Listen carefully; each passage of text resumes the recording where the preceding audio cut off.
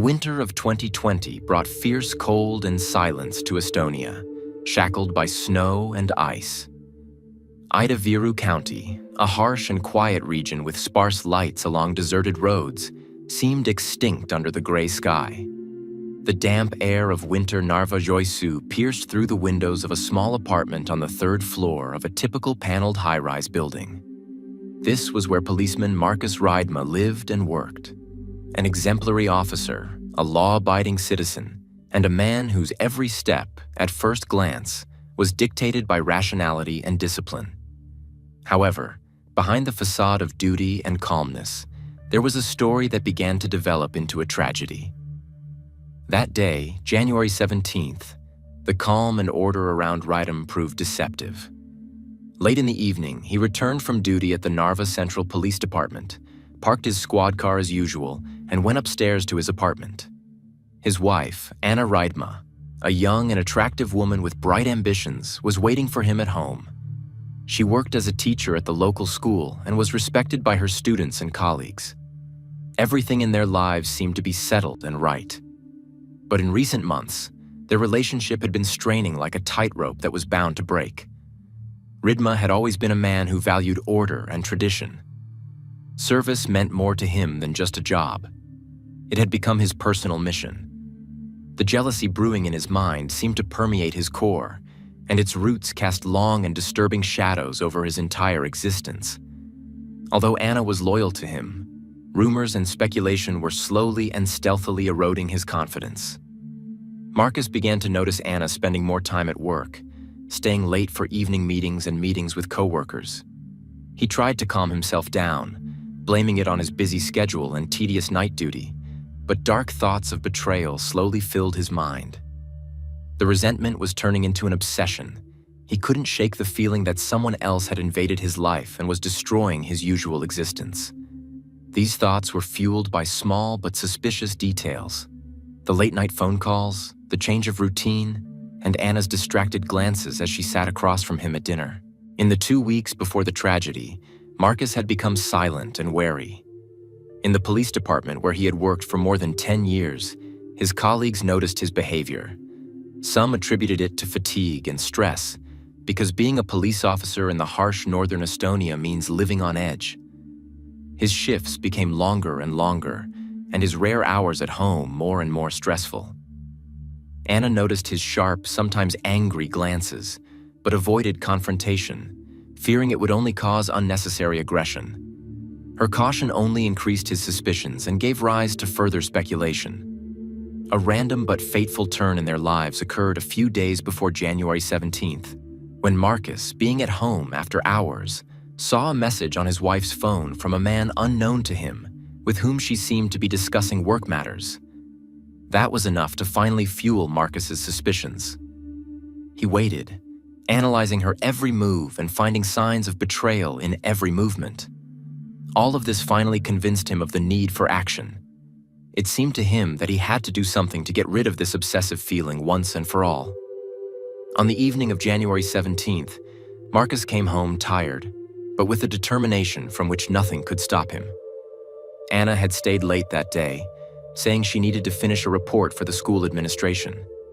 He waited for her, immersed in his own thoughts. The knock on the door seemed annoyingly loud to him, though it was his own spouse opening the door with the key.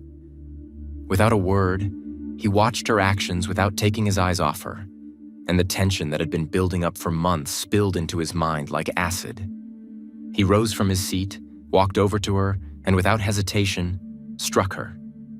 Anna, stunned and frightened, tried to break free, but he didn't stop. Everything happened as if in a fog, under the overbearing pressure of unspeakable anger that had been building up for years under the mask of a calm policeman. Her screams and pleas for mercy dissolved into the stillness surrounding their apartment. His actions became more ruthless by the minute, and finally Anna was on the floor, her body motionless on the cold tiles of the kitchen. Markus didn't immediately realize what had happened. The whisper of jealousy still echoed in his head, and he slowly began to realize what he had done. The room was filled with an eerie silence, only his breathing and the humming of his heartbeat breaking the ominous atmosphere. He stood at a loss, Before him lay the woman who had been his spouse, his only loved one, whose betrayal had turned out to be an illusion created by his own fear. Recovering from the initial shock, Markus tried to realize the implications. He had something to do with Anna's body, but he was confused. Conflicting thoughts swarmed in his head. Surrender to the police. Hide the evidence. Leave for good. His gaze stopped on his wife's cell phone lying on the floor. Putting his emotions aside, he reasoned that at first he should get rid of any trace that might give him away. Markus stood in the cold kitchen, contemplating his next move. There was no room for regret in his mind. He acted methodically, almost automatically, as he was used to doing in the service. The outside world no longer mattered. He gathered his will, displacing all emotion, and, assessing the situation, made a decision to get rid of the evidence and provide himself with an alibi. The first thing he did was to thoroughly wipe down any surfaces that might have traces on them. Using his own gloves from his police kit, he meticulously checked every corner, knowing that even the slightest mistake could cost him his freedom. The blood left on the floor and on his clothes was his first obstacle. Markus went to the bathroom where he washed off all traces and changed into clean clothes. His blood-stained police uniform was hidden in a plastic bag. He wrapped it carefully and put it in the car. It had yet to be destroyed. After that, he returned to the kitchen, and his gaze fell again on Anna's motionless body. There was no need for fear or doubt, only the need to act quickly. Markus knew that the body could not be left in the apartment. There was too great a risk that the neighbors would notice something wrong, and trying to deceive his colleagues would only aggravate his situation. The solution was to hide the body so that it could not be found anytime soon. He decided to take it to a deserted place outside the city, away from the places he usually visited. To avoid unnecessary stares, Markus waited until late at night. Narva was quiet and deserted at this time of day. The city shrouded in the cold winter landscape, giving him the cover he needed. He walked downstairs with Anna's body packed in several old blankets and wrapped with rope. The strong wind and snow drifts outside were to his advantage. It was a distraction for the occasional passerby. He quickly put her body in the trunk and set off along the road leading from Narva toward Sillamäe, known for its abandonment and empty factory sites on the outskirts. The place seemed ideal to him. The deserted warehouses and the open spaces outside the town allowed him not to fear any chance encounters. The drive to the outskirts took about half an hour, but in that time, Markus never once had time to question his decision. He looked for a place where he could leave the body without attracting attention. He finally settled on an old industrial area that had once belonged to an abandoned chemical processing plant. The area was a maze of warehouses, forgotten containers, and rusty hulks. Everything here was a reminder of a time when the region had been an active industrial center, and now this dingy area suited its purpose just fine. Leaving the car in the shadows of one of the warehouses, Markus took his wife's body out of the trunk and carried it to the nearest abandoned building. Trying not to leave any footprints, he dragged the body deep into the warehouse, where the concrete floor was covered with a layer of snow and ice that narrowed any traces left behind. After waiting until he was sure no one was watching, he left her body in a secluded corner, among a pile of trash and construction debris. Returning to his car, Markus checked the place thoroughly, making sure that there were no traces of his presence, and drove back to Narva. Upon returning home, he went back to cleaning up. He removed the blood residue, scrubbed the floors, and thoroughly ventilated the room. The whole process took him several hours, and only in the morning he was able to leave the apartment, leaving behind the illusion of order and wiping away the traces of his crime.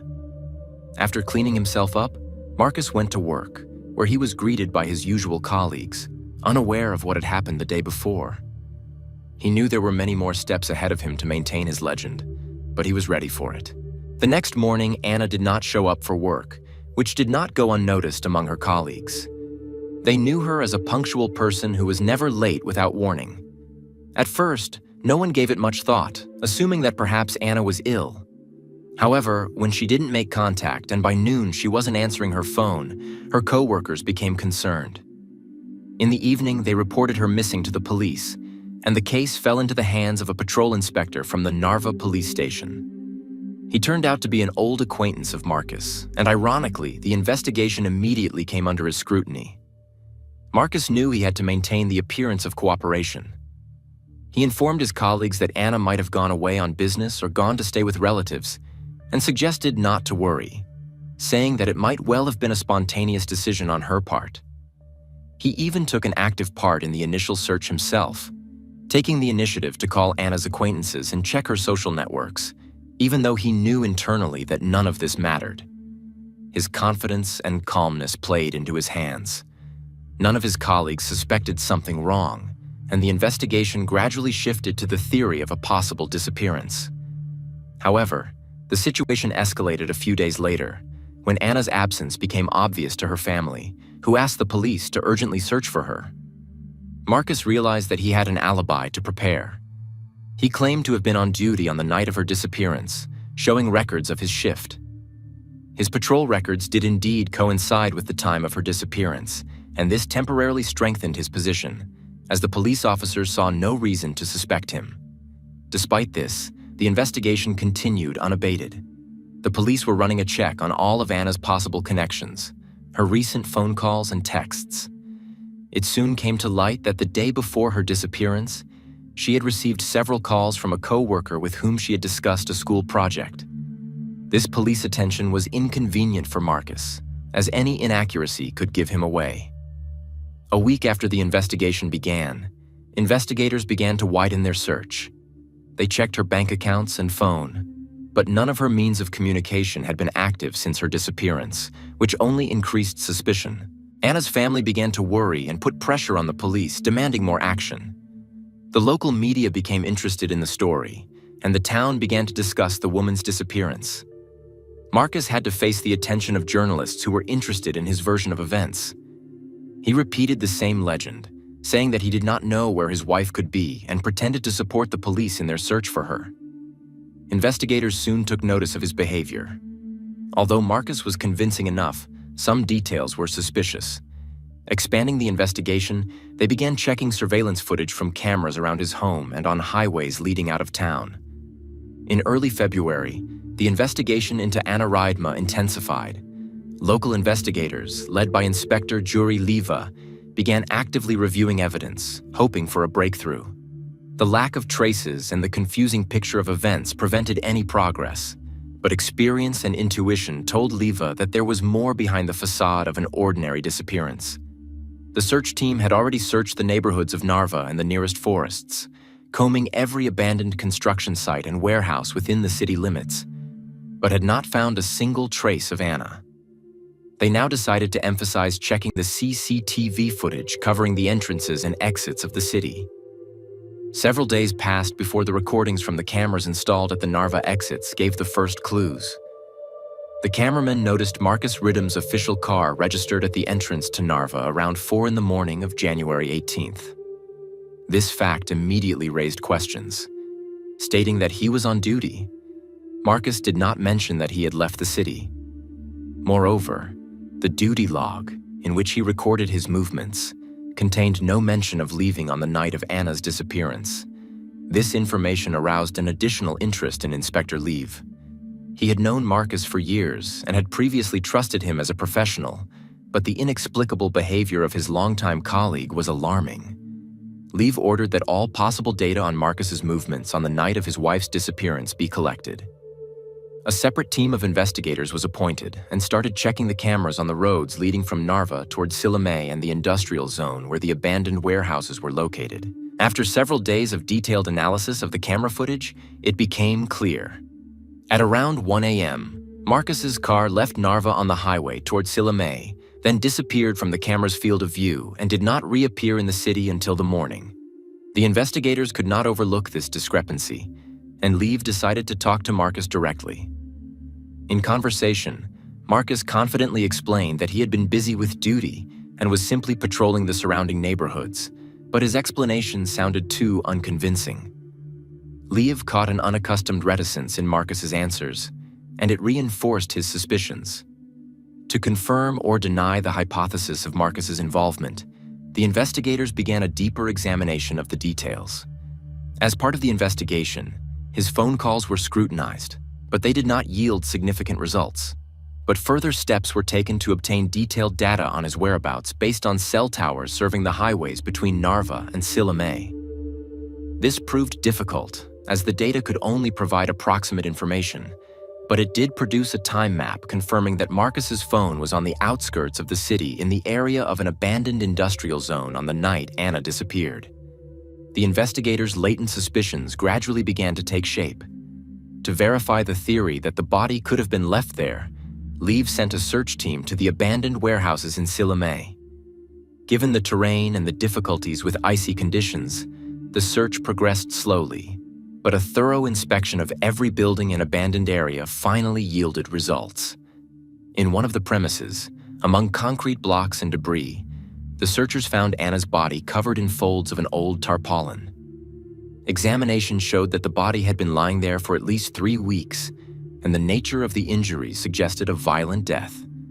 This discovery was a key moment for the investigation team. Anna's body was immediately sent for forensic examination, and the results soon confirmed that the head and neck injuries were the result of direct violence, which clearly ruled out accidental death. Moreover, there were marks on the body that could match Markus's physical characteristics. The suspicions against him became more and more justified, and Inspector Liev decided to detain him. On the morning of February 15th, Markus was summoned to the police station for questioning. He tried to remain calm, but Liev's cold, hard stare showed that the situation had changed dramatically. The investigators began with simple questions about the night of January 17th, but soon Liev directly accused him of hiding the truth. Markus tried to justify himself by claiming he was just doing his job, but his testimony crumbled under the weight of new evidence. Liev, based on the inconsistencies he found and the cell tower data, presented him with evidence of his presence in the industrial area the night of Anna's disappearance, and Markus was stumped. Pressed by the evidence, Markus began to change his testimony in an effort to mitigate possible charges. He first claimed that he had gone to the industrial zone for personal business, then changed his version, saying he didn't remember all the details. It soon became apparent that he could not provide a convincing alibi. Liev realized that although the evidence was circumstantial, the totality of it made the prosecution's version more than likely. Investigators began working to gather additional data capable of proving his involvement beyond a reasonable doubt. The expanded investigation included interviewing Markus's colleagues and those who might have noticed oddities in his behavior in recent months. Some of them recalled his irritability and cold attitude toward his spouse, but no one could pinpoint the exact cause. Police psychologists also noted that Markus was probably experiencing a strong inner conflict caused by jealousy and suspicion, and in their opinion, this could have been the motive for the crime. All of these observations were entered into the report as additional circumstantial evidence. Meanwhile, the experts continued to examine all the marks left on Anna's body. In the process, microscopic particles of tissue and epithelial cells were found under the victim's fingernails, which, as DNA tests later confirmed, belonged to Markus. These findings became crucial to the prosecution's case, and despite Markus's attempts to avoid responsibility, his detention was formalized as an arrest on suspicion of murder. After the arrest, the investigators began the final phase of the investigation, focusing on reconstructing a detailed picture of the events of that night. Analyzing all the evidence, they concluded that Markus had planned the crime in advance. It was found that he had bought plastic sheeting and ropes the day before, which could indicate his intention to cover his tracks. Experts also analyzed his financial transactions, noting the purchase of a can of gasoline and a cleaner to remove biological traces. All of this pointed to a conscious attempt to hide evidence. The investigation lasted several more months, but by late spring, Lieve's investigative team had gathered enough evidence for the indictment to be fully formed. The charge of premeditated murder was based on an extensive evidentiary base that included camera footage, cell tower data, DNA forensics, and Markus's demeanor, as well as psychological reports. Markus Raidma's trial began in September 2020 in the District Court of Ida Virumaya. The prosecution was clearly formulated and based on an extensive list of evidence collected by the investigation team led by Inspector Jury Leva. The prosecution was based on CCTV footage, cell tower data, forensic medical examination results, and a detailed reconstruction of Markus's route on the night of his wife's disappearance. The trial was attended by both Markus's co-workers and Anna's loved ones, for whom the events of the past months have been a terrible ordeal. The chief prosecutor presented a sequential chronology of events, beginning with the deterioration of Markus and Anna's relationship. Witness statements indicating his abuse and outbursts of jealousy were noted. The prosecutor detailed the version that Markus, suspecting his wife of infidelity, decided to commit the crime in order to avoid humiliation and preserve his authority. This was an important point for the prosecution, as it allowed them to explain a possible motive for the crime. The trial began with an examination of all the evidence. First of all, the court heard the testimony of a pathologist who confirmed that Anna's death was caused by blunt force trauma to the head. Marks of strangulation were also found on the body. The judge and jury noted that the nature of the injuries indicated a violent death. Photographs were presented from the scene of the discovery of the body, where Anna was found among a pile of construction debris. These images made a deep impression on everyone present in the courtroom. The prosecutor then moved on to analyze the cell tower data that confirmed the location of Markus's phone in the industrial zone of Siloamé on the night of the murder. Travel maps were played, showing how Markus had left Narva late at night, stayed in the abandoned industrial zone, and returned only in the morning. His attempts to explain the absence of data in the duty records by the fact that he allegedly forgot to record the departure were received with disbelief by the court, and the jury saw this as evidence of deliberate concealment of traces. The primary evidence was DNA forensic testing. Forensic laboratory experts presented to the court the results of analysis of microparticles found under Anna's fingernails. These samples, which matched Markus's DNA, confirmed his presence during the struggle. The prosecutor focused on the fact that, despite the defendant's best efforts to avoid the evidence, he had left traces that provided irrefutable proof of his involvement in the crime. The court also heard from a psychologist who had worked with Markus previously. The expert presented an opinion on Markus's increased tendency to aggression against the background of personal failures and deep jealousy, which grew into obsessive compulsive states. According to the psychologist's testimony, in the last months before the crime, Markus showed signs of emotional instability. According to witnesses, he often said that he would not allow his wife to leave him or, even worse, cheat on him. For Markus's defense, the case proved almost insoluble. His lawyer tried to challenge the pathologist's testimony, arguing that the death could have been caused by an accidental fall or accident. But there was no basis for this, as the evidence of the nature of the injuries contradicted this version. The lawyer also tried to argue that the discovery of Markus's DNA under Anna's fingernails was not decisive evidence, explaining that the couple might have had contact shortly before her disappearance.